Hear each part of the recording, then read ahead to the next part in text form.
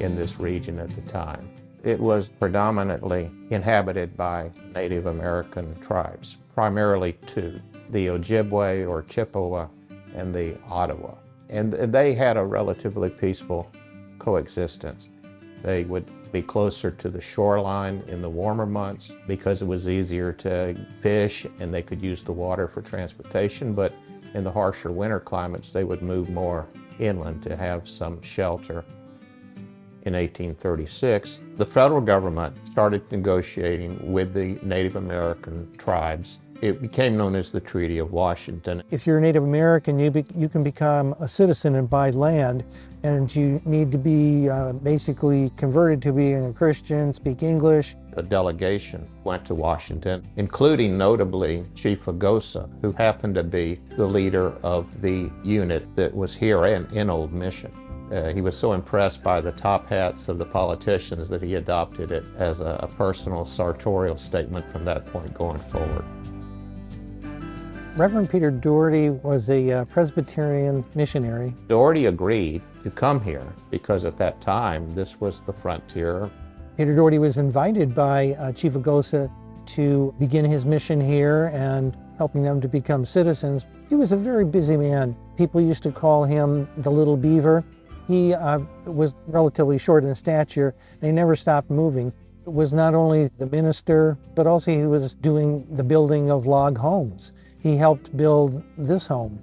We understand it to be the first frame house north of Grand Rapids all the way to Sault Ste. Marie. He would also be doctor, banker. There was no end of what he would do for anybody in the community. Maria Higgins married Peter Dougherty, and she gave up the comforts of Princeton to come to the wilderness.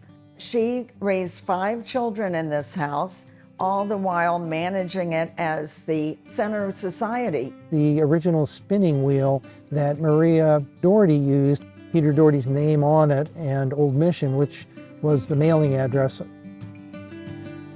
From 1862 to 1961, the Rushmore family owned the house and used it for various interesting purposes. Solon Rushmore, commercial farmer. He thought that the soil and the climate were very conducive for the growth of a good quality fruit. The idea of having tourists come here really started right after the Civil War. Solon Rushmore had a cousin by the name of Durante Rushmore, and he saw the potential, established an inn that was known as the Rushmore House. It was so popular with people from Chicago that they built the house to the south for overflow guests. The Rushmore House could accommodate as many as 30 guests at a time. Minnie Lane was the daughter of the lighthouse keepers at Old Mission Lighthouse. She married into the Rushmore family. She managed this house, loved this house dearly for over 70 years. It was an inn until sometime in the 1920s. Virginia Larson bought this house in 1961. Her dream was to turn this house into a museum. Virginia left a rich, plentiful supply of items to go through to appropriately use as museum items in this house. She never really was able to realize that dream.